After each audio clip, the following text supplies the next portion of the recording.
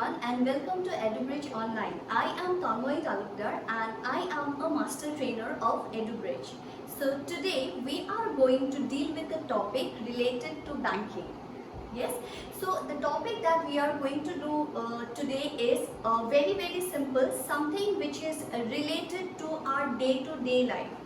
So that is basically banking products and services, and today we are going to cover up the topic of types of deposit.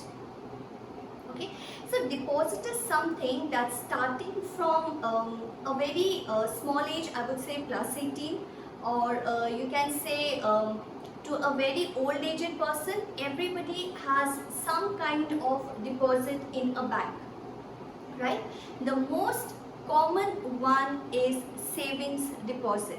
So savings deposit is a very common name, you hear it very often. So today we will be covering up different types of deposits including the savings deposit.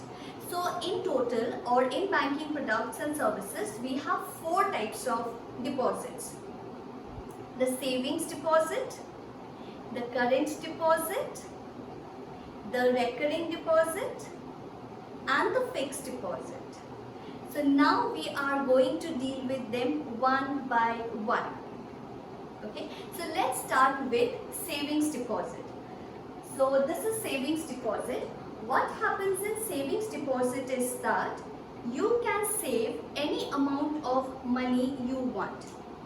So basically savings deposit is a very common type of account that we do in our day-to-day lives. So for you to open up a savings deposit, you just have to go to the bank, complete the necessary formalities, and then automatically your savings deposit is being opened up. Yes. Now, if we talk about savings deposit, since it is a very common type of deposit, it can help you to save your salary. If you have a business, you can even save your profits from the business out there. If you are a tutor, you run a coaching center, any kind of job you are doing, even though you might be a student and you get a limited pocket money, so that all the students get a limited amount of pocket money, so that also can be saved in a savings deposit.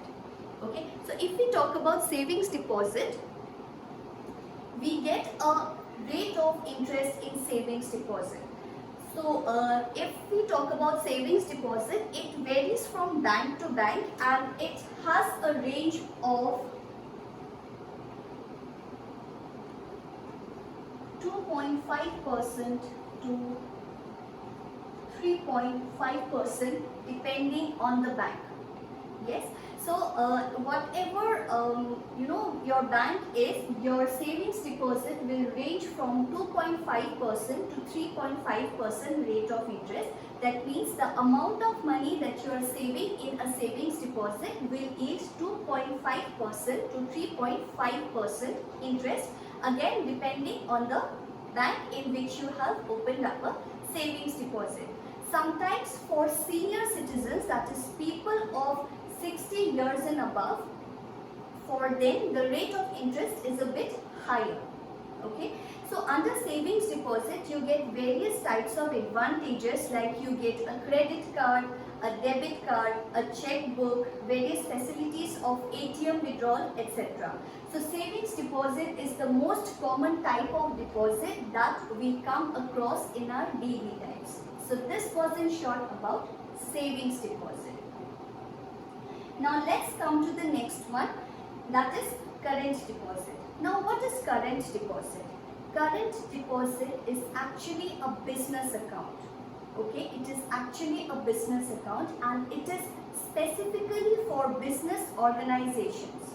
Okay, in current deposits you will be amazed to know that there is no rate of interest that you will be getting. Okay, so there is no rate of interest. Doesn't matter how much amount of money you have it in your current deposit, you will not yield any kind of rate of interest. So basically in current deposit, it is not actually for savings. Now if you ask me that if it is not for savings, then what is the reason behind current deposit? The major reason behind current deposit is that if you have a business organization, you can do innumerable transactions from a current deposit, which for your kind information is not possible from a savings deposit. For savings deposit, according to RBI guidelines, there is a certain limit, and beyond that certain limit, you won't be able to do more transactions in one day.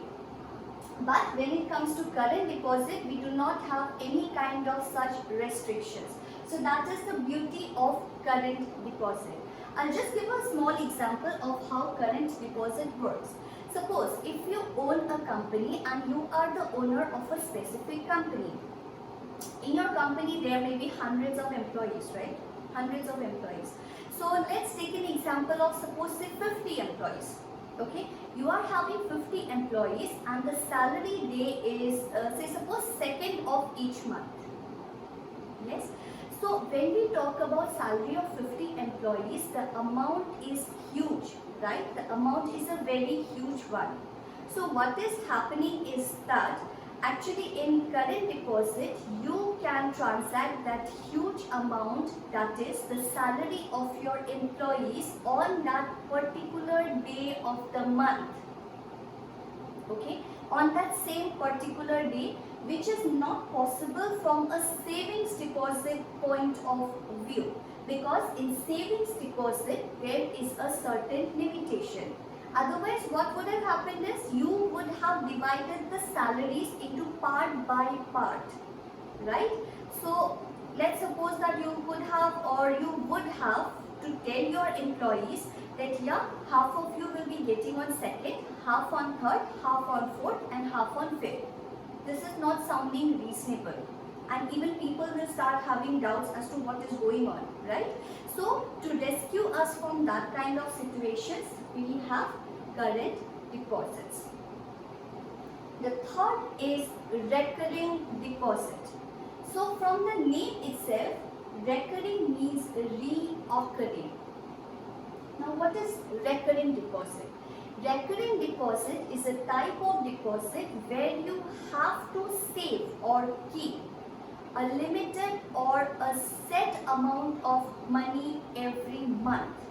Okay, a recurring deposit can be opened under various terms, starting from 6 months to 3 or 4 years, sometimes up to a maximum of 10 years also. A recurring deposit can be opened, but it will also depend from bank to bank as to what your recurring deposit term is. Now, why do we open up a recurring deposit? So for you to understand, let's take the help of an example, a very simple example, okay? Suppose you are an individual who is salaried. That means you get a salary. Let's say for example, you get 10,000 rupees as a salary, okay? So getting 10,000 rupees as a salary, what is happening is you are having 8,000 expense per month. So every month you are saving 2,000 rupees for yourself. Now, if you are saving 2,000 rupees for yourself, you might be having in your mind that let's save it somehow so that I can yield a better rate of interest. Okay, and sometimes it so happens that if we save it in our piggy banks or if we save it in a savings deposit, we feel like spending the money, unnecessary expenses, right? So that's why you can open up a recurring deposit for suppose say 1 year at 2,000 rupees per month. So that means per month 2,000 rupees will be deducted automatically from your savings deposit, or you can even actually go to the bank and deposit yourself. But who has so much of time, right? So better we take the facility of auto debit. And the major thing is that you can actually set the date as to on which date you want the money to be deducted from your account. Say for example, you get your salary on say suppose 7th of each month. To keep yourself on the safer side, you can say put a date of 20th of every month. So on every month for a term of 1 year, 2000 rupees will be deducted from your savings deposit to your recurring deposit. Now the second question is that why don't we save it in the savings deposit? Why in the recurring deposit? Because it seems like the same thing. Ultimately you are saving, right? No. But the answer here is in recurring deposit, the rate of interest is much higher than a savings deposit. So in recurring deposit, the rate of interest is approximately 4% to 5%, which you can easily see is much higher than savings deposit. Yes, so we actually should be opening a recurring deposit as it is very useful and it seems to be very beneficial from a interest point of view. Now let's come to the last one, that is the fixed deposit. Now looking at the name only you can make out fixed. Fixed means you are unable to take out money, right? So what happens in fixed deposit is you tend to fix an amount, okay? You tend to fix an amount of money for a specific term. It can be 1 year, it can be 10 years depending on the type of the bank you are putting your fixed deposit in, and you are not supposed to take out the money before the maturity time or before your term ends. Now you might be thinking that what benefit does fixed deposit give us, right? The major benefit that fixed deposit gives us, that it gives us a very high rate of interest. For you to know, it starts from 6% and goes up to 7%, which is the highest among all the three accounts. Now, as individuals, as salaried people, you might be thinking that where do we get so much of money to invest in a fixed deposit, right? But there are times when you might be getting Diwali bonuses, some kind of incentive, right? During that situation, instead of getting attracted to expenses, to shopping, you should be better putting that money in a fixed deposit, which will ultimately give you very, very good interest rates. Okay, and it doesn't mean that fixed deposit has to be with a very higher amount of money. Fixed deposits can be done starting from a minimum range of 1000, depending again on the bank. So for various banks, the rate or the amount would differ or vary. But the issue with fixed deposit is that when you do a fixed deposit, suppose you have done a fixed deposit for 10,000 rupees for say 1 year, but due to an emergency, after 7 months you need that 10,000 rupees, so ultimately you have to break the fixed deposit. Under those circumstances, of course, you will be able to break your fixed deposit, but there will be a penalty.